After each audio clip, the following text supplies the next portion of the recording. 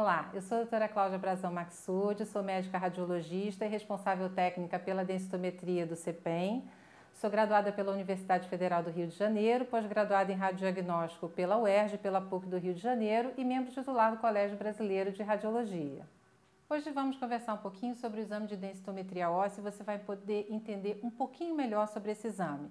É um exame radiológico quantitativo que permite avaliar a densidade mineral óssea e, com isso, determinar a possibilidade do indivíduo sofrer fraturas, ou seja, qual o risco que esse indivíduo pode ter de sofrer uma fratura por fragilidade, que são as fraturas por trauma mínimo, como a queda da própria altura. Por ser um exame radiológico, a emissão de raio-x é uma realidade no exame, mas é de baixa dose, de forma que não produz nenhum risco biológico para os pacientes que submetem a esse exame. Na densitometria óssea são analisadas duas regiões esqueléticas principais e que são, portanto, denominadas sítios esqueléticos: a coluna lombar e o fêmur proximal, que corresponde à região do quadril. Outra região utilizada é o antebraço, em algumas situações onde um dos sítios esqueléticos principais, seja a coluna ou o fêmur proximal, não pode ser utilizado. Exemplo dessas situações são as próteses pós-cirúrgicas, as situações onde a paciente tem próteses glúteas e até nas situações onde a coluna apresenta uma série de alterações degenerativas próprias do envelhecimento. Também nos pacientes que apresentam hiperparatireoidismo e naqueles com sobrepeso, onde a aquisição da coluna lombar pode ficar prejudicada pela espessura abdominal.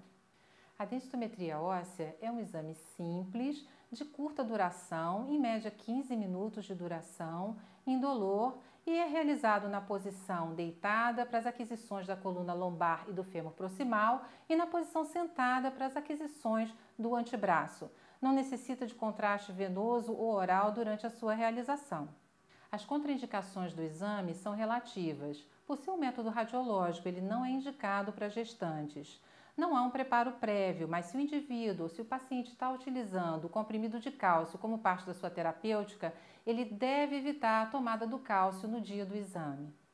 Agora que você já sabe um pouquinho mais sobre a densitometria óssea, vamos aprender um pouquinho sobre a osteoporose para entender a importância do exame nesse diagnóstico. Para você entender um pouquinho sobre a osteoporose, vamos entender como funciona o osso normal. O osso normal apresenta dois compartimentos, sendo um envelope externo mais compacto que corresponde ao osso cortical e um outro compartimento mais interno de aspecto de múltiplas pontes ósseas que corresponde ao compartimento de osso trabecular. A osteoporose é modernamente um conceito que relaciona a diminuição da densidade mineral óssea a uma deterioração da microarquitetura do tecido ósseo, o que resulta no enfraquecimento estrutural do esqueleto e, portanto, a predisposição às fraturas. Na mulher, no período que cerca o climatério, a menopausa e a pós-menopausa, o processo de reabsorção óssea se torna mais acelerado. Aquelas pontes ósseas do trabeculado que eram espessas e resistentes se tornam mais finas, frágeis, predispondo à ocorrência das fraturas.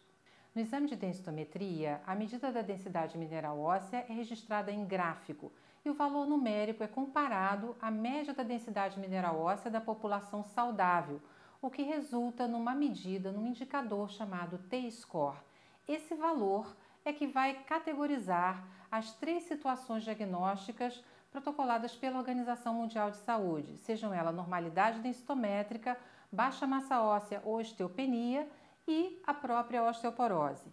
Lembrando que osteopenia ou baixa massa óssea não é doença, é apenas uma condição onde a densidade mineral é menor do que a média da população saudável a qual a densidade foi comparada.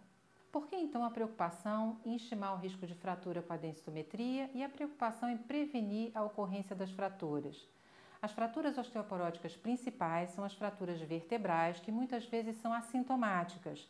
Resultam na diminuição da altura dos corpos vertebrais, o que vai acarretar um encurvamento e, nos casos mais graves, pode resultar na restrição respiratória. Já as fraturas do fêmur proximal, as fraturas do colo do fêmur, que todos conhecem, são situações e condições incapacitantes que determinam um tratamento cirúrgico.